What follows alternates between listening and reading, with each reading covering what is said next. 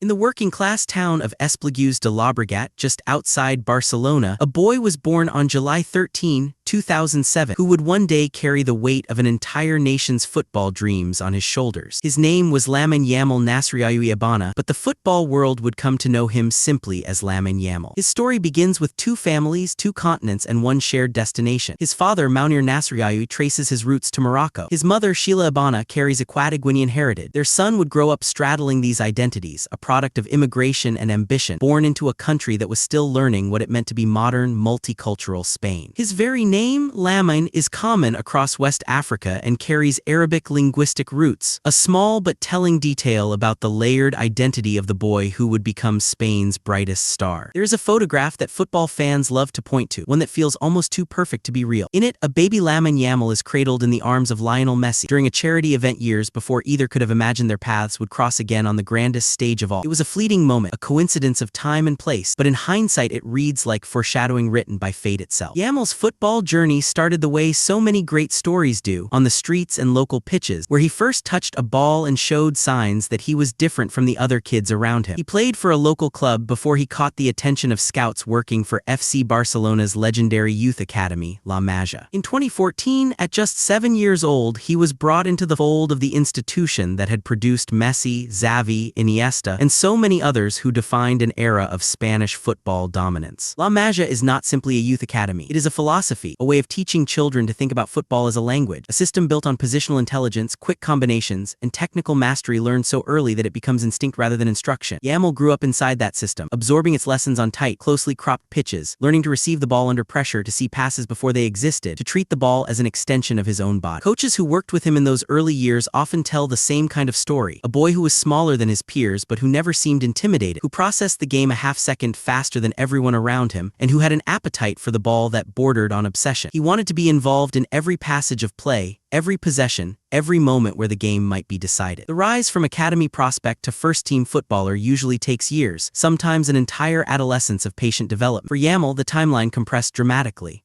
On April 29, 2023, at just 15 years old, he made his debut for Barcelona's senior team against Real Betis, becoming the youngest player ever to appear for the club at the top level. It was a moment that sent ripples through Spanish football, a signal that something extraordinary was unfolding at Camp Nou, even as the club navigated one of its more turbulent financial and sporting periods in recent memory. His emergence could not have come at a more important time for Barcelona. The club was rebuilding, searching for identity after a period of instability, and here was a homegrown talent, a boy raised entirely within their own footballing culture, offering a glimpse of hope for the future. Fans who had watched the club cycle through expensive signings and short-term fixes suddenly had something different to believe in, a player who felt like theirs, shaped by their own hands, ready to lead the next generation. Barcelona was only half of the story. Just months after his club debut, Yamal was called into the Spanish national team. On September 8, 2023, he made his senior debut for Spain in a Euro 2024 qualifying match against Georgia. He was 16 years and 57 days old, making him the youngest player to ever represent Spain's senior side. Then, in the same match, he did something no one his age had ever done for the national team. He scored, becoming Spain's youngest ever goalscorer in a resounding 7-1 victory. It was a debut that read like a script written by an over-enthusiastic screenwriter, almost too dramatic to be believed. Yet Yamal was already showing the world that he thrived under exactly this kind of pressure,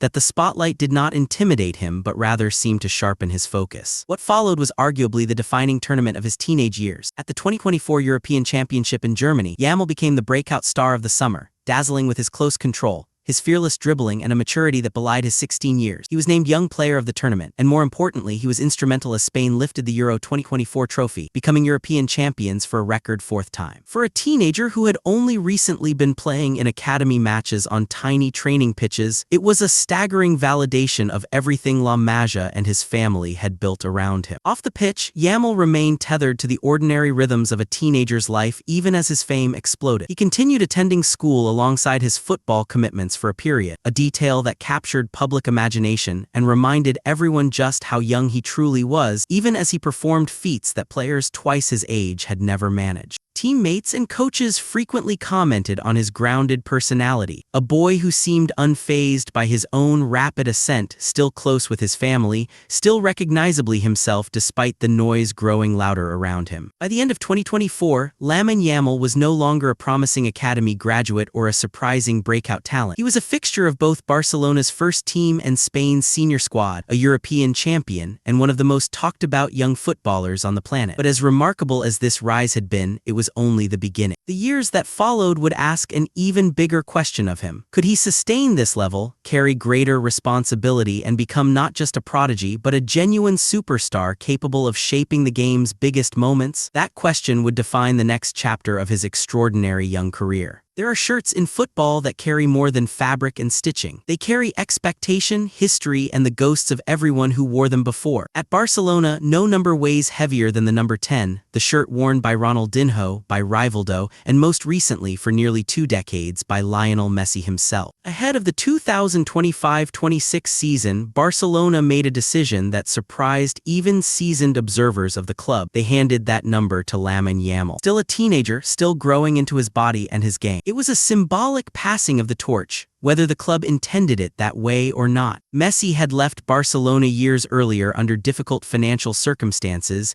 and the club had cycled through several players wearing his old number without any of them truly filling the void he left behind. Giving it to Yamal signaled something clear. This was the player Barcelona believed could eventually stand in that same historical lineage, an academy graduate who might, in time, be spoken of in the same breath as the club's greatest ever number 10. Yamal embraced the assignment with the same fearlessness that had characterized his rise from the very beginning. Rather than being crushed by the comparison, he seemed to draw energy from it. Barcelona's 2025-26 campaign saw him continue to develop into what analysts increasingly called an end-product winger, a player whose game had evolved beyond mere flair and dribbling into consistent end product, goals, assists, and decisive contributions in the biggest matches. Barcelona won La Liga during this period, part of a trophy collection that, by the middle of the decade, included multiple league titles, a Copa del Rey, and domestic Super Cups, with Yamal a central figure in each triumph. His statistical and reputational rise was matched by his growing comfort with the pressures of fame. Yamal became known not just for his footballing brilliance, but for a certain boldness in how he carried himself off the pitch as well. He was unafraid to spar verbally with rivals, including a widely covered episode of friendly needling directed at Real Madrid's Marc Cucurella, a moment that captured the natural intensity of Spanish football's biggest rivalry and showed a young player entirely comfortable inserting himself into that theater. Where some prodigies retreat from attention, Yamal seemed to welcome the stage, understanding instinctively that being a superstar in Spanish football requires as much personality as it does talent. Commercially, his rise was just as meteoric.